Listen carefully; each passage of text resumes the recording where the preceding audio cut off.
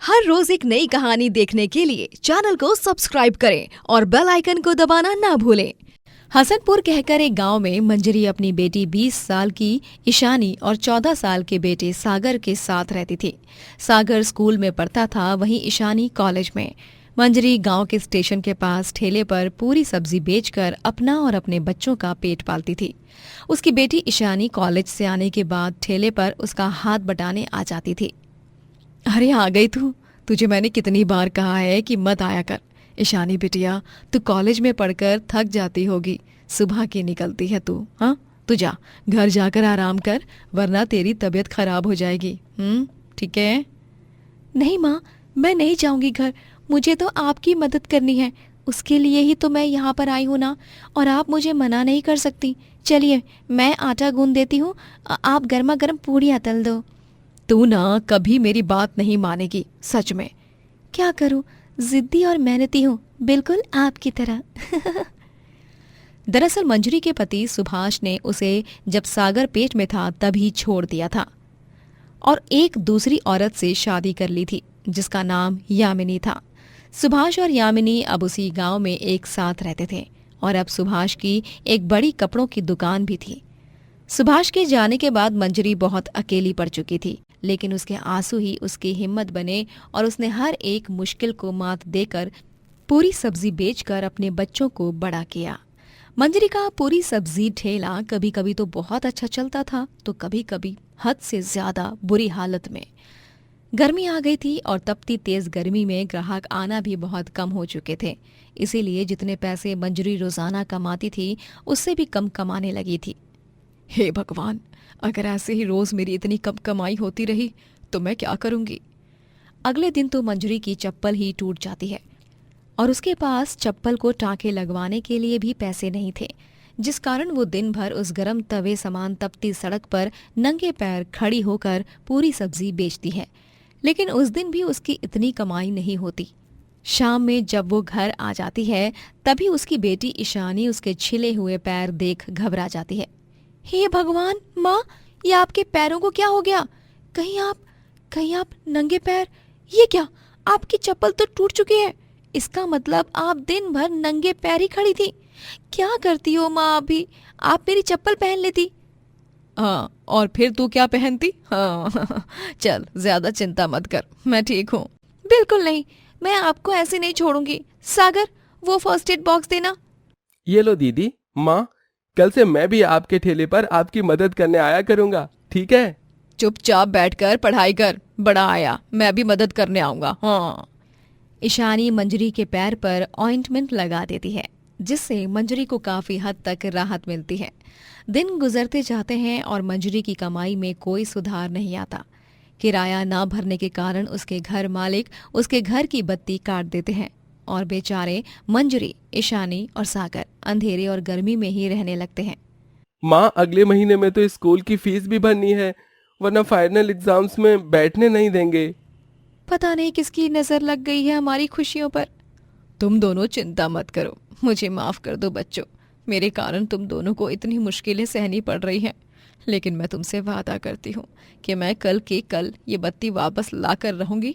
और सागर, तू भी बेफिक्र होकर पढ़ाई कर, मैं हूं ना, मैं तेरी फीस भर दूंगी। हाँ।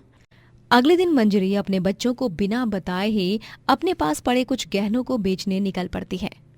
अब मेरे पास और कोई रास्ता नहीं है। ईशानी और सागर को पता चले कि मैंने गहने बेचे हैं तो वो दोनों मुझे बहुत चिल्लाएंगे, कहेंगे कि क्यों इतना बलिदान करती हो आप हमारे लिए। लेकिन उन दोनों को क्या पता कि उन दोनों के चेहरे की मुस्कान ही तो मेरे जीने का सहारा है। एक माँ अपने बच्चों की खुशी और उनकी सलामती के लिए कुछ भी कर सकती है, फिर ये गहने तो कुछ भी नहीं है। मंजरी गहने बेचकर किराए के पैसे भरती है और सागर की स्कूल की फीस भी दे देती है। एक दिन मंजरी को एक शादी में पूरी सब्जी बनाने का ऑर्डर मिल जाता है, जहां ईशानी भी उसके साथ जाती है। लेकिन वहां पहुंचने पर उसे पता चलता है कि वो शादी उसके देवर यानी उसके पति सुभाष के छोटे भाई कुमार की है। वहां पर मंजरी की सौतन यामिनी आती है और वो उसे ताना मारते हुए कहती है, अरे ओ बेवकूफ, 2 कौड़ी की पूरी सब्जी वाले, जल्दी जल्दी हाथ चला। हाँ, आज मेरे देवर की शादी है, समझे तू? और ठीक से पूरियां तल, एकदम फूलनी चाहिए अच्छी तरह से। ठीक है मेम साहब। माँ, आपने उस औरत की बातें क्यों सुन ली? मेरा तो मन कर रहा था कि मैं उसे इस खौलते तेल की कढ़ाई में फेंक कर फ्राई कर दूं। इडियट, नॉनसेंस कहीं की। अरे जाने दे ईशानी, उनके कर्म उनके पास, हमारे कर्म हमारे पास, और हमें बस अपने कर्म करते जाने हैं, उनके फल की चिंता नहीं करनी है। अच्छा और बुरा सब कुछ ऊपर वाले के हाथ में ही है। उस शादी में पूरी सब्जी बनाना मंजरी के लिए बहुत मुश्किल था। हर पल उसे इसी बात की सोचकर घबराहट महसूस हो रही थी कि कहीं उसका और सुभाष का सामना ना हो जाए, क्योंकि उसने सुभाष से बहुत प्यार किया था। लेकिन वक्त जल्दी बीत जाता है और मंजरी और ईशानी अपना काम निपटाकर वहां से चले जाते हैं। थोड़े दिनों बाद मंजरी एक जगह से गुजरते हुए एक बड़ा बोर्ड देखती है जिस पर किसी कुकिंग कंपटीशन का पोस्टर लगा होता है। Master chef moms cooking competition, जीतने वाले को मिलेंगे पूरे 2 लाख रुपए। अरे वाह, ये तो बहुत ही अच्छा मौका है। मुझे तो इस प्रतियोगिता में भाग लेना ही चाहिए। जीतूं या ना जीतूं वो सब तो भगवान भरोसे है, लेकिन ऐसे पूरी सब्जी बनाऊंगी कि खाने वाला 7 जन्मों तक याद रखेगा उसका स्वाद। मंजरी उस कुकिंग कंपटीशन में हिस्सा लेती है और पूरी सब्जी बनाती है। उस साधारण एवं स्वादिष्ट पूरी सब्जी को खाकर बहुत से लोग प्रभावित हो जाते हैं और जजेस बहुत खुश हो जाते हैं, और मंजरी उस कंपटीशन को जीत जाती है और master chef mom of the year बनती है। कंग्रेचुलेशंस मंजरी जी, आप बनती हैं master chef mom of the year, और इस ट्रॉफी को आपके बच्चे ही आपको देंगे। आफ्टर ऑल ये कंपटीशन सभी माओं के लिए ही तो था। अरे वाह। सागर और ईशानी अपनी माँ को ट्रॉफी देते हैं। मंजरी की आंखें भर आती हैं और वो बहुत खुश थी। पूरा गांव उसके लिए तालियां बजाता है। इस जीत के बाद मंजरी उन पैसों से एक फूड स्टॉल खरीद लेती है और उसमें ही वो पूरी सब्जी बनाकर बेचने लगती है। मैंने कभी नहीं सोचा था कि मैं सिर्फ पूरी सब्जी बेचकर इतना सारा नाम कमाऊंगी और एक फूड स्टॉल खोल पाऊंगी, लेकिन भगवान जी ने मुझे इस मुकाम तक पहुंचा ही दिया, क्योंकि आप इस मुकाम पर होना डिजर्व करती हो माँ। चलिए, अब आप फूड स्टॉल के एंट्रेंस पर खड़ी हो जाइए और हाथ में पूरी सब्जी की प्लेट पकड़ रखिए। हम आपके ऑनलाइन पेज का फोटोशूट कर रहे हैं, जिससे लोग आपकी पूरी सब्जी को ऑनलाइन फूड डिलीवरी ऐप्स पर ऑर्डर कर सकते हैं। वाह वाह, थैंक यू बच्चों, मेरा इस सब में इतना साथ देने के लिए। सच में मैंने जिंदगी में बहुत कुछ गंवाया जरूर है, पर बहुत कुछ कमाया भी है। बहुत दर्द तो मिला है, लेकिन तुम दोनों जैसे दुनिया की सबसे बड़ी खुशी भी मिली है। चलो चलो माँ, अभी आप इमोशनल हो जाओ और आपकी आंखों का नल बहना शुरू हो, हैं? उससे पहले फोटो शूट कर लेते हैं। हाँ। ईशानी और सागर मंजरी का फोटो शूट करते हैं। मंजरी अपने फूड स्टॉल पर अब 2 आदमी भी काम पर रख लेती है, जो डिलीवरी और बाकी का काम करते हैं, और इस तरह मंजरी अपने पूरी सब्जी फूड स्टॉल के जरिए ढेर सारे पैसे कमाने लगती है और अपने जीवन में बहुत आगे जाती है। प्रेमेंद्र एक गरीब आदमी था जो गांव में एक स्कूल में प्यून की नौकरी करता। वो अपनी बीवी देवयानी और छोटी बेटी कीर्ति के साथ रहता था। एक दिन घर पर अचानक से आग लग जाती है और देवयानी उस आग में जल जाती है और उसकी मृत्यु हो जाती है। देवयानी की मृत्यु के बाद प्रेमेंद्र कीर्ति को अकेले ही संभालता है और उसे एक माँ और पिता दोनों का प्यार देता है। ए कीर्ति बिटिया, ये रहा तुम्हारा टिफिन। आज मैंने तुम्हारी पसंद का बर्गर बनाया है, नए ओवन में बनाया है। तुम्हें पसंद आएगा बिटिया। थैंक यू पापा, आप दुनिया के बेस्ट पापा हो। और तुम दुनिया की बेस्ट बेटी हो बिटिया। प्रेमेंद्र गरीब होकर भी अपनी बेटी को हर एक खुशी देता है। वो ओवर टाइम करने लगता है ताकि वो थोड़े और पैसे कमा सके और बेटी को किसी चीज की कमी न पड़ने दे। जब कीर्ति का जन्मदिन आता है तभी, थैंक यू पापा, इतनी महंगी और सुंदर ड्रेस मुझे गिफ्ट करने के लिए। अब मैं पार्टी में इसी ड्रेस को पहनूंगी और सबको जलाऊंगी। ओके बिटिया, तुम खुश तो मैं खुश। अपनी संतान की खुशी में ही एक पिता की खुशी होती है। कीर्ति अपने जन्मदिन पर वो सुंदर ड्रेस पहनती है। उसके सभी दोस्त उसकी तारीफ करते हैं। प्रेमेंद्र बहुत अच्छा खाना भी बनाता था और वो अपने हाथों से कीर्ति के लिए उसकी मनपसंद डिशेस बनाकर देता। चलो कीर्ति बिटिया, रात हो चुकी है, मैं तुम्हारी चंपी कर देता हूँ। बहुत दिनों से तुम्हारी चंपी नहीं की। हाँ पापा, ये लो तेल की शीशी। प्रेमेंद्र कीर्ति की चंपी करता है और उसकी चोटियां बनाता है। कीर्ति बेटिया, तुम्हारी माँ की तरह तो मैं तुम्हारी चोटी नहीं बना सकता, लेकिन फिर भी मुझसे जितना जो हो सके मैं उतना करता हूँ। पापा सच कहूँ तो आपके कारण मुझे माँ की कमी नहीं खलती। आप मेरा इतना अच्छे से ख्याल रखते हो, इतना अच्छा खाना बनाते हो, इतनी अच्छी चंपी करते हो, इतनी सुंदर सुंदर चोटी बनाते हो। मेरी प्यारी बच्ची। प्रेमेंद्र कीर्ति की पढ़ाई के लिए हर महीने एक्स्ट्रा पैसे इकट्ठा करने लगता और उसे गांव के सबसे अच्छे स्कूल में पढ़ने भेजता है। जब कीर्ति बड़ी हो जाती है तभी वो अपने घर और देवयानी के जेवरों को बेचकर पैसे जुटाता है और उसे शहर पढ़ने भेजता है। वो अब एक छोटे से किराए के मकान में रह रहा होता है। हे ईश्वर, मेरी बेटी को सही सलामत रखना, उसकी रक्षा करना। वो एक अनजान शहर में गई है। प्रेमेंद्र कीर्ति की पढ़ाई के लिए बहुत प्रार्थना करता है। 2 से 3 सालों बाद कीर्ति की पढ़ाई पूरी हो जाती है। वो शहर में ही एक अच्छी कंपनी में जॉब करने लगती है, जहां पर वो उस कंपनी के बॉस माहिर से मिलती है। माहिर और कीर्ति दोनों को एक दूसरे से प्यार हो जाता है और वो दोनों शादी कर लेते हैं। वहां गांव में बूढ़ा प्रेमेंद्र जिस स्कूल में इतने सालों से काम कर रहा होता है, वो स्कूल बंद हो जाता है, जिस कारण प्रेमेंद्र अब घर पर ही रहने लगता है। धीरे धीरे उसके पास जितने पैसे थे वो सब खत्म होने लगते हैं। घर में खाने के लिए कुछ भी नहीं है। मैं करूं तो क्या करूं? बुलाऊं तो किसे बुलाऊं मदद के लिए? कीर्ति ने भी 3-4 महीनों से फोन नहीं किया। अपने बूढ़े गरीब पिता की तो कुछ पड़ी ही नहीं है उसे। प्रेमेंद्र बेचारा रोज कीर्ति को फोन किया करता, लेकिन कीर्ति ने उसका नंबर ब्लॉक करके रख दिया था। अब वो एक अमीर आदमी की बीवी हो चुकी थी। कीर्ति, मेरे माँ पापा तो इस दुनिया में है नहीं, लेकिन तुम्हें तुम्हारे पापा की याद नहीं आती क्या? आती है माहिर, लेकिन अब मेरी लाइफ ने 360 डिग्री का ट्विस्ट ले लिया है।